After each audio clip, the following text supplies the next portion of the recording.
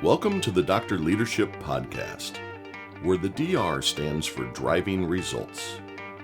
Our focus is weekly conversations around life and business relationships and the important leadership qualities for both. These concepts and qualities will help you drive positive results in both your business and personal lives. A weekly connection point to help business leaders develop individual contributors, managers, and executives on your teams. We also will tie in concepts around family focus and life lessons to help you drive success in your personal life. Welcome to the Dr. Leadership Show. Let's get after it.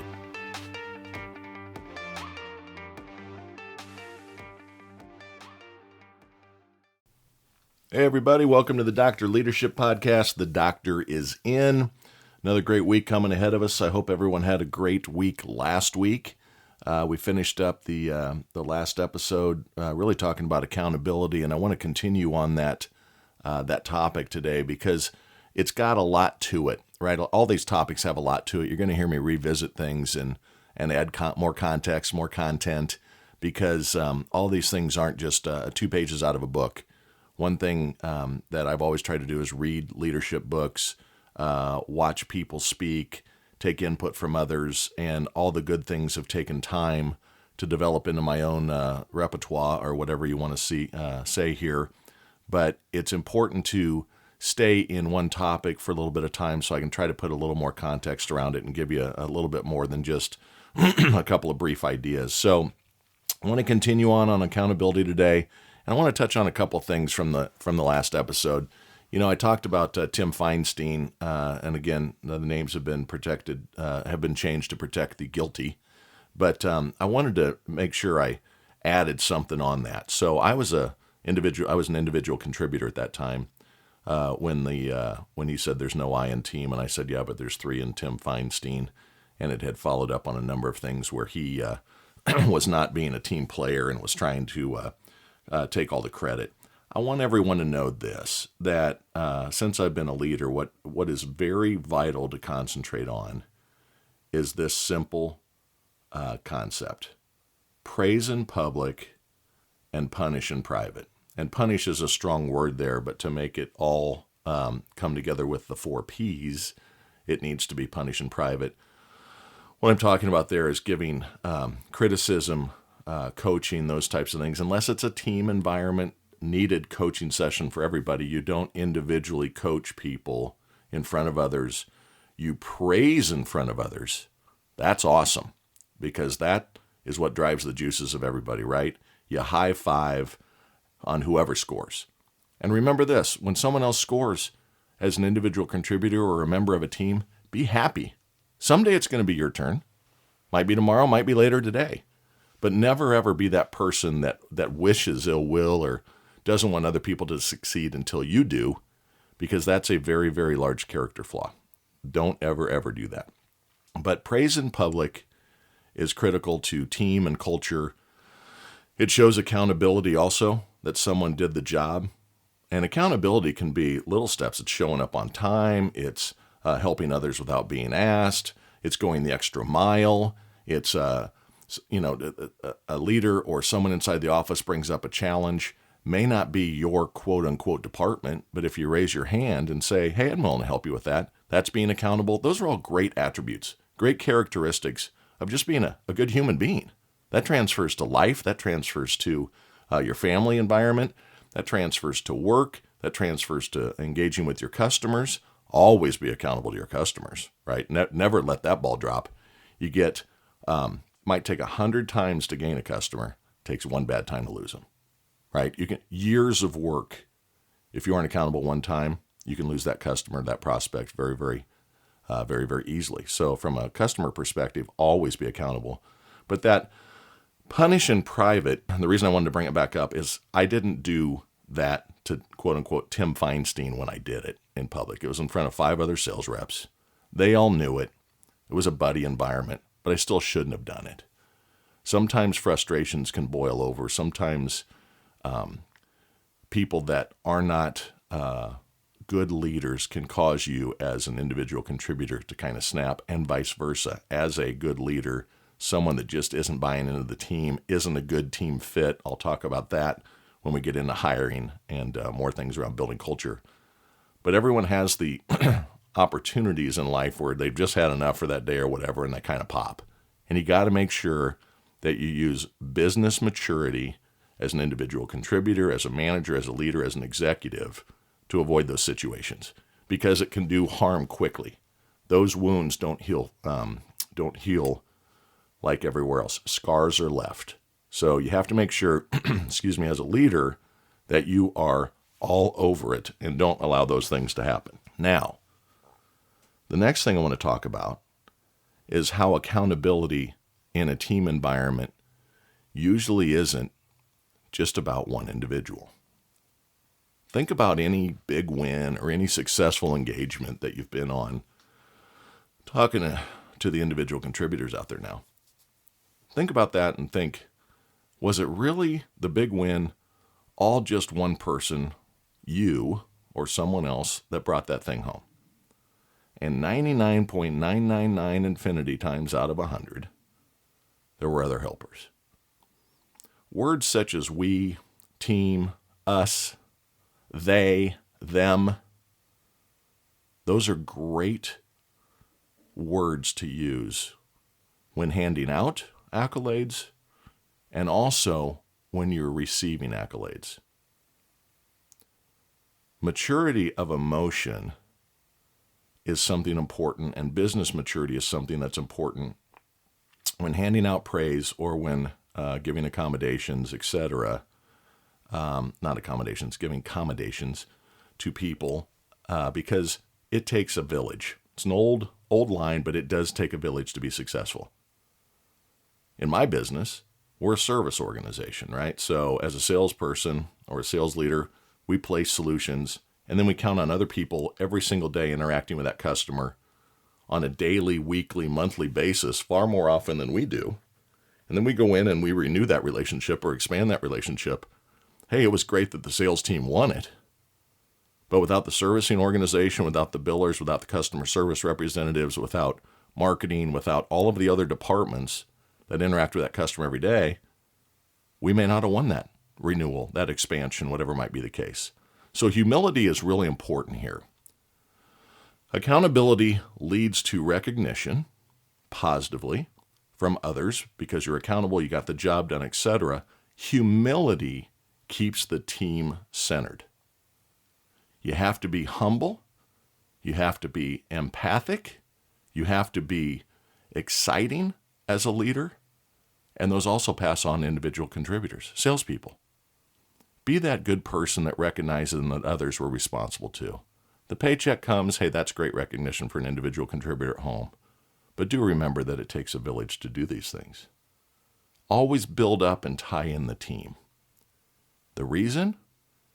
An excited team continues to win. Streak business I talked about a couple episodes ago. When good things are happening, things continue to go well. If you let negativity, self-centeredness, not recognizing those that are supportive and have done a great job besides yourself, not cheering for the other person that scored, if that creeps into your team, if that creeps into your mindset, you're going to have degrading results quickly. A team that is all rowing in the same direction, a team that is lighting it up on the field of life, field of business, whatever it might be, will continue to go in the right direction and continue to score for you as a leader. So make sure that when you're doing accountability, that praise in public, rah-rah in front of everybody, make sure you pull in all the others that were responsible, words such as we, us, them, they, not me, but we, will drive continued engagement from the team. When you are having to critique someone, and I'll talk about this later in an entire episode. This is a word I actually coined. I've never heard it used before. I've stolen most of my good stuff in life because all of it's been done before, typically. But when you have to confront someone with behaviors, actions that are not for the good I prefer not to call it confrontation. I like to call it carefrontation. Bob, you said something that wasn't positive in the team environment. You were really down on Bill. I don't think that's a positive influence on the team. And I'm not confronting you. This is a carefrontation conversation because I care for your well-being as much as Bob's and Bill's. Excuse me, I used the names backwards there. Bob was the one that didn't do it right. To Bill, I care for Bill's mental state as much as I care for yours. We don't allow that in the team environment. Whatever that coaching moment is, it's a carefrontation engagement. Same thing on not hitting results, not hitting KPIs, whatever it might be. Don't stand up there and pound your fist and act like you never made mistakes. You didn't have light moments when you were an individual contributor or when you were a manager over a direct team. Remember where you came from, right?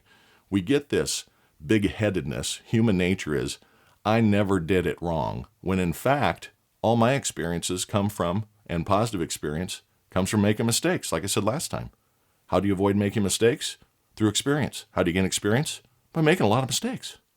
So remember that when you're in front of people in private, coaching, giving them feedback on a lack of accountability on something. Again, it can be KPIs, it can be results, it can be interactions within the team, it can be insubordination, it could be not being thankful, it could be not showing humility, it could be narcissism coming up, cockiness instead of self-confidence. Make sure that you do that in private. But it's a carefrontation engagement, not a confrontational engagement. It's a carefrontational engagement. That's what good leaders are made of. You'll see it on the football field. I talked about the field goal kickers, right? Miss 2 in a game, come back, game winner. The coaches and the other players engage that kicker, that lonely position, as they're coming off the field with their head hung low. Raise that chin up, look him in the eye and say, we love you, man. We know you missed. You're going to do better next time, right? Yes. Move on. The carefrontation drives team, drives success, keeps scars out of the conversation, and the rest can be an attribute instead of a negative on that team environment and that culture. So that's individual contributors. That's how you manage that. The other thing I'd like to talk about is accountability to the executives out there. This is a huge one. I'm on the executive senior staff of my division, and I have seen a lot of executives in my interaction with other companies. And accountability by the executives is critical, going down to their field leaders and to the field leaders' teams. Many times you can have that human nature pull in again where the executives feel that they are to be reported to and looked as the almighty, the top of the pyramid, when in fact they work for all the people underneath them. I'm going to repeat that. An executive of an organization needs to have a servant's attitude to everyone that reports up through their infrastructure, that reports up through their teams. The reason is that executive can't put one win on the board themselves, can't keep the doors open at whatever that company does without all those people beneath them. Owners of professional football teams and other sports do not hold themselves on high, successful ones, above the rest of the team. It's their money that they're spending, so their expectations can be high, but they also have to empower those around them. One of the worst things that can happen in executive leadership is that you think you need to make all the decisions. One of the big things that's gone on for the last several years is a flattening of organizations to cut expense, right? You're trying to get a more horizontal leadership approach versus vertical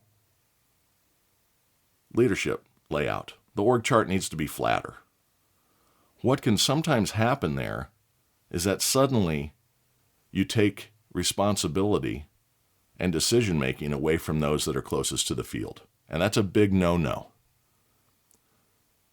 I have seen examples inside of organizations that we're calling on where they don't let people that are running multi-million-dollar operations, tens of millions of dollars of operations, make $1,000 decisions. It's the most mind-bending thing I've ever seen. It's got to go to the senior VP of this department to make this decision. The senior VP doesn't know anything about what this person in this group does. They're in the executive suite. Get out of the way. Let business run. Hold them accountable. If you as an executive cannot trust your team to make good decisions in a regular business operation standpoint, I'm not saying you let them spend $10 million without taking it through executive approval.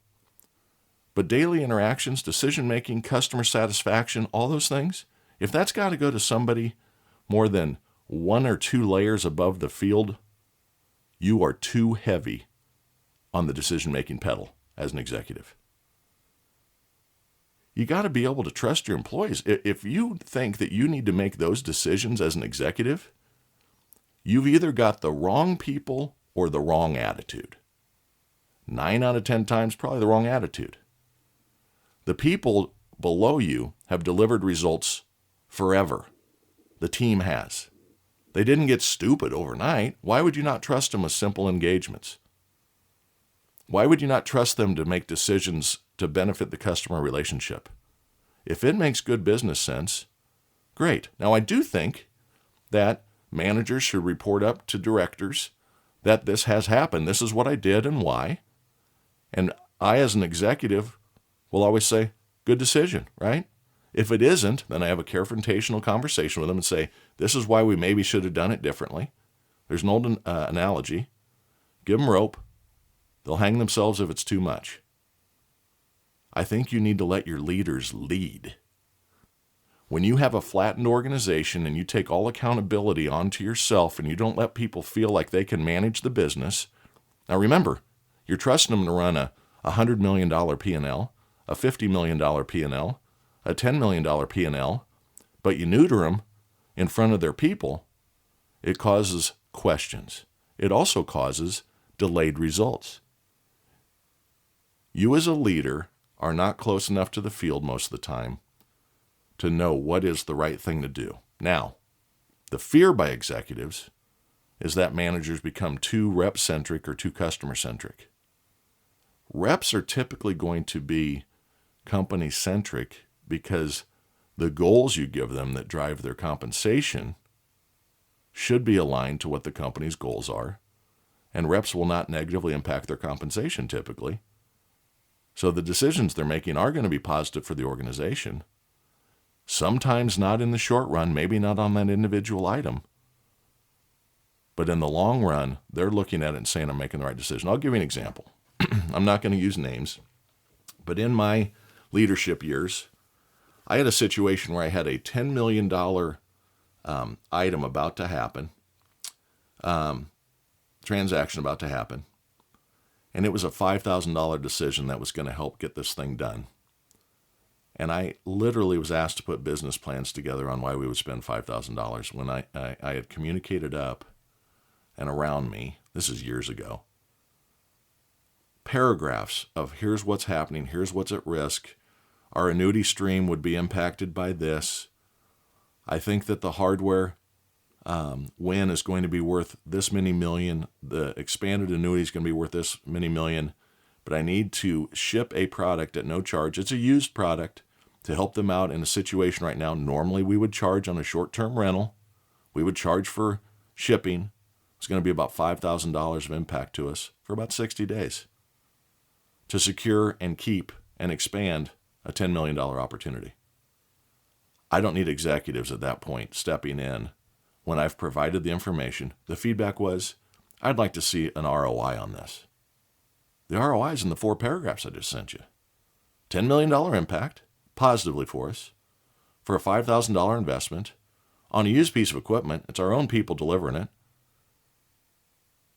They want an ROI on that, a full report on that. Sometimes executives get one thing very, very wrong. The report is not more important than the result. What that means is, I've got a good buddy, another leader. He says, you can put lipstick on it, but it's still a pig. And what he means by that is any way you look at it, it's still a pig. So it can be a good pig or a bad pig in that example. But it's funny, he's from originally from overseas in Europe, and the analogies, it's just funny, and it's great. And I appreciate that because he's right. Sometimes it is what it is. We can look at it 9 times from Sunday, and it's still going to be a pig. The other thing that happens in the executive suite at times, don't let this happen. I'm talking to the executives, I'm talking to managers here too, not individual contributors so much. But don't get in the way of good things happening. There's parameters and everything. I'm not saying you have wild, wild west engagement, but I'm saying you got to be able to read your employees and trust them. They will do better for you when you show that you trust them and you empower them and you delegate to them than they will if you don't. Human nature is to work harder when you're given bigger opportunities. If you give that manager the rope, that manager is going to perform at a higher level because they like having the autonomy of the rope. The team is going to respond better because they don't feel that people that are far away from the engagement with the customer are involved when they don't need to be involved. Executives and senior leaders have to do a lot of reporting. There's no doubt, right? But don't do reporting just to do reporting.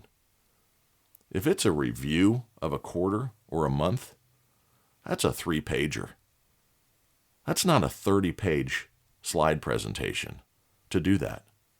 First of all, who needs that much information that's asking for the report? They aren't trusting if that's the case. The results are what matter, not the report. I don't need 4 pages of graphs to say the same thing that 2 bullet points on slide 1 said. Some people are just really wrapped up in it. Those are marketers, right? Those are people that need to be involved in messaging in a different area of the business than selling and customer facing. There are examples where more information is needed. Business planning for the entire year requires a lot of data, a lot of study, a lot of thinking, blowing it up using a Kaizen type approach. If you aren't familiar with Kaizen, look into that. It's where you take new ideas and the entire group's focus is to poke holes in it, find the weak spot, find where it will fail. That requires a lot of interaction, more slides, more presentations, more understanding. The report is important in that example. But don't make a report more important than the result, right? You don't need to look at it from every angle if you're short a plan. Let's come up with some gap actions. Let's move on. You don't need to paralysis through analysis. And certain parts of the world are different than others culturally. Some parts of the country, that's what they thrive off of. You provide one piece of data, it comes back, they want 3 more. You provide those 3, they come back, they want 5 more. Meanwhile, we're burning valuable time that could be spent prospecting and delivering new relationships and results, but we're sitting here talking about a report. So as a leader and as an executive, make sure you don't allow that to slip in where everything has to be 30 pages deep and graphs and everything else. That isn't showing your intelligence. That's showing the naivety of your approach to leadership. That's not as important as you may think. You're smart. We get it. You're in an executive position. You're a leader. Your people get it. They understand you're at the top of the totem pole, top of the hierarchy. You don't need to force things down just asking for things to show that you're in charge. Those don't have value in moving the ball on the field many times. Again, I talked about business planning. If you're launching new products, new scenarios, new culture, those things require more. But daily operations and things, don't let the report be more important than the results. Empower your people. Don't hold them back. Be agile. Delegate to your folks. In a flat organization or a vertical organization, you need the players on the field. Guess what? Quarterbacks get to call audibles because their offensive coordinators trust them. Something in the environment of what they're about to go in, the battle they're facing, requires an audible. Omaha. Time to make a change. Competition is doing something differently. Many times you're in a closing appointment. You're in with an organization. You're trying to capture the win. Those people got to be able to think on their feet. Those people got to be able to make some things happen. Now, the close is typically the easiest part of a selling engagement. I'll talk about that down the road if you've done all the rest right. But there's times where you got to be able to be empowered to negotiate and bring some things home. That's what I'm talking about here. Last thing I want to say about leaders and accountability to your people is fix internal inhibitors. Your jobs are to report up and be accountable to the owner, the corporate office, whatever it might be. But your job is also removing inhibitors that are holding your staff, your team members, the street warriors, the servicing organization, customer service, from making the business experience of your customers as great as possible. I know leaders that hate making tough decisions. It just drives them absolutely crazy. They get spun up. They ask for more information and more information. Hey, we'll review this in the next meeting. They procrastinate. You know, I used to always say to my kids, I'm a procrastinator, and tomorrow I'll tell you why. Don't be a procrastinator on the big decisions. You have to make them with knowledge and not emotion. You have to make decisions with data and not emotion. But you also need to make a decision to fix internal inhibitors. If something is mentally holding your teams back, do something about it. If it's compensation-based, do something about it now. Compensation and recognition drive individual contributors. If you are a leader and you know that one of those two things is having a negative impact on your players right now, you better work on that next. Otherwise, results will be detrimentally impacted. Life ain't easy. Being a leader is not always easy. Sometimes you get to make calls. Sometimes you empower your people to make calls. But if it's something your people can't make the call on, make the decision. Even if it's wrong, it doesn't lead to the results you want. You haven't delayed finding out it's wrong or fixing the problem. It's a positive move either way. If what you think you're going to try isn't successful, you're failing forward. You're failing in the right direction. Failure isn't a bad thing. Failure is one of thousands of steps to success in any attribute of life. Raising kids, happy marriage, being a good steward of a community, the environment, being a good business partner. Failures happen. Face the tough items immediately. Be a driver, not a delayer. If you don't realize that your job is to enable the people below you to succeed faster, which leads to success for your organization, open your eyes. Because that is what the job is. Open your eyes, make the impacts. Be accountable to your people. If they bring you challenges, engage. If it's something that they should be empowered to fix themselves once you hear about it, empower them. As a manager, be accountable to your team members. When they roll something up, roll it on up. When you can feel something isn't right from a culture standpoint, fix it. Make the tough decisions now. Praise in public. Punish in private. Carefrontation, not confrontation. Be a leader that's approachable. Be a leader that understands that when you are coaching and carefronting someone, they are vulnerable. Be vulnerable as a leader. You didn't do it all right to get to where you are. Remember that. You made more mistakes. Michael Jordan says something like he's missed 9,000 shots in his life. Remember, he missed more than he made. You hit the ball as a baseball player in the major leagues 3 out of 10 times, you're on your way to the Hall of Fame. You missed it 7 out of 10. Remember those things. Hall of Fame, 30, 40, 50% success rate on the field in major sports. Hall of Fame in the business environment should not be a whole lot different. Every company's measurement of success in how often they win, what their market share is different, but nobody's 100%. And I'll tell you a quick story on this, and then I'll finish up.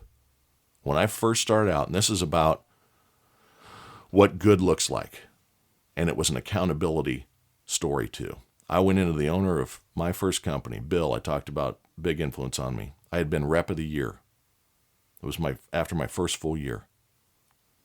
And I went in, and this is back when we did transparencies on a overhead projector with your business plan, right? I mean, we didn't have laptops. This is 1991. So I went in and I was really proud. I had closed 85% of the business that I had been on that year. In other words, I was in 20 deals, I closed 17 of them, would be the math. I was in 100 deals, I closed 85 of them. I was really proud of that. I was a fool, but I was really proud of that. And he made me accountable in a heartbeat. That was my first slide. Hey, Bill, great year last year. Closed 85% of the business I was involved in. He pushed his chair back, and you know what he said? I had no idea I needed to be looking for your replacement. I was shocked. He could tell. He goes, you don't understand, do you? And I said, no, sir, I don't. I don't know anybody that's better than 85%. I was rep of the year. He goes, it's not about you were rep of the year. It's that no one's that good. No one's 85% of all the deals. He goes, how many deals do you think the Xerox rep, the other dealerships in towns did? You think none of those reps sold anything? He goes, I don't want your win rate over 40%, but I want you in all the deals. 40% of all the opportunity is much better than 85% of 10% of the opportunities. And it was eye-opening to me. He was holding me accountable that I wasn't engaged enough. I was in a comfort zone. I was pretty good in front of customers. I have the gift of gab, good presentation skills, won 8.5 out of every one I was involved in. He goes, go lose a few more, man. Then he said this, you don't have to drive every deal, but you better have your ass in the car. And what he means by that is you don't have to win every one, but you at least better know about them and be engaged. Because someone's backing up the competition's truck today and installing equipment somewhere you don't even know about.